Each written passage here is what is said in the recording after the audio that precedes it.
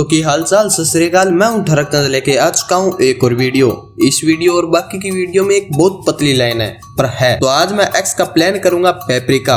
इस मूवी का आगमन 1991 में हो चुका है। ये मूवी आधारित है एक ऐसी लड़की पर जो अपने बॉयफ्रेंड को पाने और उसके साथ अच्छी लाइफ बिताने के लिए कुछ भी कर सकती है। कुछ भी मतलब किसी को भी अपना घोड़ा बना सकती है और खुद घोड़ी बन सकती है। अब वो कितनी बार घोड़ी बनेगी ये तो हम इस मूवी में ही देखेंगे। मूवी के स्टार्टिंग सीन में हम मीमो नाम की एक सुंदर गर्म बोले तो हॉट लड़की को देखते हैं। मीमो आज अपना जल्दी साज श्रृंगार बोले तो मेकअप करके अपने घोड़े मतलब बॉयफ्रेंड से मिलने जा रही थी, जिसका नाम था निनो। कितनी कमाल की बात है, मीमो का बॉयफ्रेंड निनो। एनीवे वो दोनों एक डिस्कस कर रहे होते हैं, जिस पर मीमो बोलती है कि मुझे डर लग रहा है। निनो बोलता है कि बस 15 दिनों की बात है, बाद में सब कुछ सही हो जाएगा। दरअसल मीमो एक नासमझ लड़की थी जो किसी भी हद तक जा सकती थी अपने बॉयफ्रेंड को पाने के लिए। निनो बोलता है कि मुझे पैसों की जरूरत है तो 15 दिनों के लिए मुझे बाहर जाना होगा। निनो मीमो को बोलता है कि तुम्हें 15 दिनों तक एक कोठे पे काम करना होगा, बस 15 दिन तक, उसके बाद हम दोनों शादी कर लेंगे। ये बोलकर निनो वहाँ से चला जाता है और मीमो भी सब कुछ करने के लिए तैयार हो जाती है। उसके बाद मीमो एक कोठे पे जाती है। वो वहाँ पर कोठे की ओनर कोलेट से मिलती है। वो ओनर उसे एडी से लेकर चोटी तक देखती है। वो उसकी चोटी से अंदाजा लगा लेती है कि ये घोड़ी बनने के लिए सक्षम है या नहीं। कोलेट मीमो को कहती है कि तुम्हारे बारे में जितना बताया गया था वो कम है, तुम तो उससे कई ज्यादा सुंदर हो, तुम तो मिसाल बन सकती हो।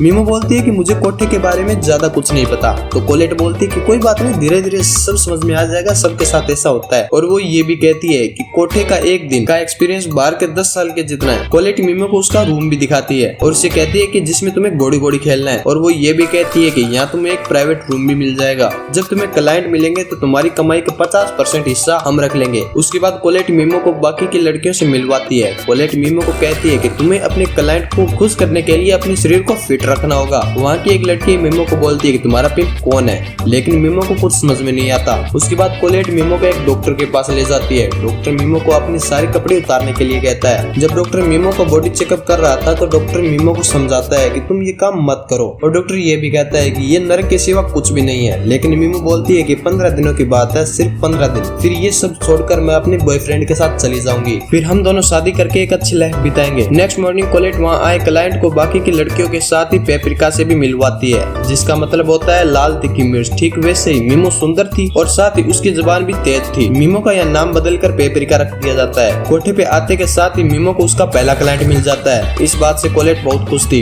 पेपरिका अपने क्लाइंट के साथ घोड़ी घोड़ी खेल रही थी, लेकिन वो अपने बारे में उस क्लाइंट को बताने लगती है। कोलेट उसकी बात को सुनकर पेपरिका को बीच में डांट मारती है, ऐसी गलती दोबारा मत करना, अगर ऐसा किया तो मेरे से बुरा कोई नहीं होगा। अगली बार से पेपरिका खुश रहने लगी क्योंकि कोठे पे जो भी क्लाइंट आता वो पेपरिका को ही पसंद करता। ऐसे ही 15 दिनों में पेपरिका कोठे पे आए 40 से ज्यादा मर्दों को खुश कर चुकी थी और उनको सर्विस भी दे चुकी थी। Home delivery, cash on delivery सब अवेलेबल हो चुका था उसके पास, जिस वजह से उसके पास काफी पैसे भी जमा होने लगे। और वहीं कोलेट भी बहुत खुश बोले तो राजी थी क्योंकि 15 दिनों में पेपरिका ने कोठे के आसमान के सारे चांद सितारे लगा दिए थे। चांद को तो बस रस्सी से खींचा और लगाया, तारों को रस्सी से खींचा और लगाया, बस लगा दिया बस लगा दिया। पेपरिका की सुंदरता को देखकर उस कोठे की लड़कियां भी पेपरिका के साथ पेलम पिलाई करती है। ये बात जब वो कोलेट को बताती है तो वो भी इस बात से इंटरेस्टेड होती है और वो भी उसके साथ पेलम पिलाई करती है, वो भी पलंग तोड़ वाली। कुछ भी और वो कैसे करती है मुझे पता नहीं, लेकिन क्या कर सकते हैं यार। उनकी करने की इच्छा भी थी लेकिन उनके पास साधन की कमी थी।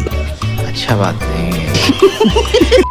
उसके बाद पेपरिका की दोस्ती उसके ही क्लाइंट फ्रैंको से हो जाती है और वो उससे मिलने रोज जाता था क्योंकि वो कहीं ना कहीं पेपरिका को पहलते पहलते उससे प्यार करने लगा था। वो पेपरिका को कहता है कि तुम्हें ये काम छोड़ देना चाहिए, जिस बात पर पेपरिका बोलती है कि भोसड़ी के मोटर चौथ बहन के लोड़े मच्छर की जान। जिस बात पर पेपरिका बोलती है कि जल्दी मेरा बॉयफ्रेंड आ जाएगा, मेरा पति परमेश्वर आएगा, वो मुझे यहाँ से ले जाएगा और हम एक अच्छी लाइफ जिएंगे। जिसके बाद वो निनो को कॉल करती है लेकिन निनो उसका कॉल उठाता नहीं, जिसके कारण पेपरिका का मूड ऑफ हो जाता है। अपना मूड ठीक करने के लिए फ्रैंको के साथ पेपरिका डिनर पर चली जाती है, जहाँ पर उसका बॉयफ्रेंड निनो किसी दूसरी लड़की के साथ आया होता है। पेपरिका पूछती है कि ये लड़की कौन है और तुम अपने काम से वापस कब आए, जिस पर वो लड़की बोलती है कि तुम कौन हो। तो पेपरिका बोलती है कि मैं इसकी जीएफ हूँ। तो वो लड़की बोलती है कि मैं इसके साथ 3 सालों से हूँ। ये बोलकर वो लड़की वहाँ से चली जाती है, जिसके पीछे पीछे निनो उसको मनाने चला जाता है। पेपरिका ये सब देखकर शॉक्ड होती है, साथ ही उसे इस बात का दुख भी होता है कि उसने ये सब उसके लिए किया था, लेकिन ये तो एक नंबर का मादरजात निकला, जिसका फायदा फ्रैंको उठाता है। वो उसे अपने घर ले जाता है और उसे पहलता है जमकर। अगली सुबह पेपरिका उसके लिए खाना बना कर ले आती है। फ्रैंको बोलता है कि जल्दी मैं कैप्टन बनने वाला हूँ, तो क्या तुम मुझसे शादी करोगी, जिस पर पेपरिका मना कर देती है क्योंकि अभी भी उसे प्यार में धोखा मिला था। अब मुझे प्यार पे बिल्कुल भी विश्वास नहीं है। अब मैं कोठे पे काम करूंगी, वो भी अपने लिए। अगले दिन निन्नो कोठे पे जाता है और वो पेपरिका से अकेले में बात करने लगता है। वो पेपरिका को बोलता है कि तुम इस कोठे से जितना भी कमाती हो मुझे उसमें से 60% चाहिए। पेपरिका कहती है कि मैं तुम्हें जेल भेज दूंगी, लेकिन निन्नो को पेपरिका की बातों से जान फर्क नहीं पड़ता। वो पेपरिका को कहता है कि तुम यहाँ अपनी मर्जी से आई हो और मैं तुम्हारा पिंप हूँ। तब जाके पेपरिका को पिंप का मतलब समझ में आता है। निन्नो एक ऐसा मादरजात हरामी मानुस था जो लड़कियों को अपने प्यार के जाल में फंसाकर कोठे में डालता था और उनसे काम करवाकर उनसे अपना 60% कमीशन ले लेता। पेपरिका इस बात से काफी डर जाती है। वो कोलेट से हेल्प मांगती है, जिस पर कोलेट कहती है कि जो मुझसे हो सकेगा मैं वो करूंगी। अगले दिन उसी कोठे पे एक लड़की का पिंप आकर उसे बहुत बुरी तरह पीटने लगता है, क्योंकि उसने अपने पिंप को कमीशन देने से मना कर दिया था। ये देखकर पेपरिका बहुत डर जाती है। वो सोचती है कि इस कोठे को छोड़कर कहीं दूसरे शहर में चली जाएगी और वहाँ पर एक अच्छी सी जॉब कर अपनी लाइफ बिताएगी। ये सोचकर पेपरिका एक दूसरे शहर के लिए निकल जाती है।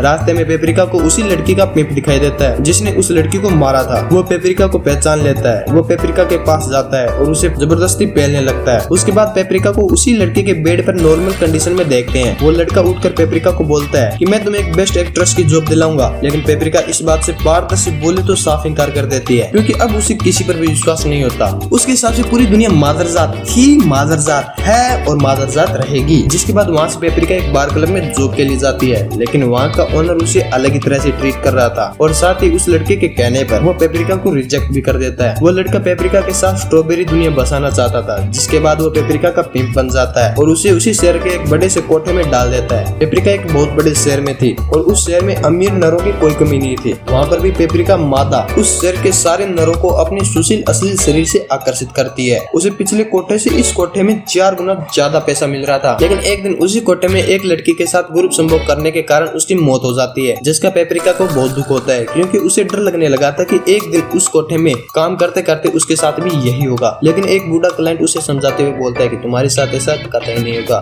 कुछ समय बाद पेपरिका को वहाँ फ्रैंको मिलता है। उसे देखकर उसकी खुशी का कोई ठिकाना नहीं रहता और वो दोनों पलंग तोड़ पेलम पिलाई करते हैं। वहाँ फ्रैंको बोलता है कि मुझे एक बोट लेनी है तो मुझे पैसों की जरूरत है, जिस पर पेपरिका फ्रैंको को कुछ पैसे देकर उसकी मदद करती है, जिस पर फ्रैंको बोलता है कि जल्द से जल्द मैं तुम्हें ये पैसे लौटा दूंगा, फिर हम दोनों शादी कर लेंगे और एक अच्छी सी लाइफ जिएंगे। लेकिन एक दिन पेपरिका जहाँ काम करती थी वहाँ पुलिस की रेड पड़ जाती है और उस कोठे को पूरी तरह से बंद मतलब बैन कर दिया जाता है, जिस कारण पेपरिका को मजबूरी में दूसरे शहर के कोठे को ज्वाइन करना पड़ता है। लेकिन पेपरिका को पता था कि धीरे धीरे सभी कोठे बंद हो जाएंगे। ऐसे कुछ समय बीतने पर अभी उस कोठे में एक बहुत बड़ा सरकारी अफसर अपने बेटे को लेके आता है पेलम पिलाई सिखाने के लिए और उसे गुप्त का ज्ञान देने के लिए। वहाँ उस कोठे में उस ऑफिसर के बेटे को पेपरिका पसंद आती है। तो पता ना आगे क्या होने वाला है।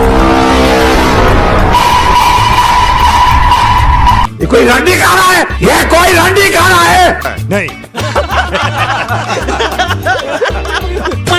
कुछ दिन बाद उस अफसर का जन्मदिन आता है तो वह पेपरिका को अपने जन्मदिन की पार्टी में अपनी खुशी से बुला लेता है। वो बुढ़ाऊ और पेपरिका पलंग तोड़ मेल मिलाप करते हैं वहाँ पर। फाइनली जोश जोश के अंदर वो बुढ़ाऊ पेपरिका को शादी के लिए भी मना लेता है। शादी के कुछ दिन बाद ही वो ठरकी मादरजात बुढ़ाऊ टपक जाता है, क्योंकि वो शिलाजीत की गोलियों का सेवन कुछ ज्यादा ही करने लगा था। उस बुढ़ाऊ की वाइफ होने के नाते वो बुढ़ाऊ की प्रॉपर्टी की आधी मालकिन बन जाती है। मामू यहाँ पे सोने पे सुहागा हो रे। उस पैसों से वो फ्रैंको को नया बोट खरीद के देती है और वो दोनों शादी भी कर लेते हैं। वो दोनों अब खुशी खुशी साथ रहने लगे थे और इसी के साथ ये मूवी एंड होती है। तो हो जाए एक शायरी, खोदते खोदते सुबह हो गई, घोड़े पे पड़ गए छाले, छेद फट के गुफा हो गई, छेद फट के गुफा हो गई, वारे खोदने वाले। तो इसी के साथ ये वीडियो एंड होती है। तो आज की एक्सप्लेनेशन आपको पसंद आई हो तो वीडियो को लाइक करें, शेयर करें, चैनल को करें सब्सक्राइब। मिलते हैं नेक्स्ट वीडियो में, तब तक के लिए बाय बाय।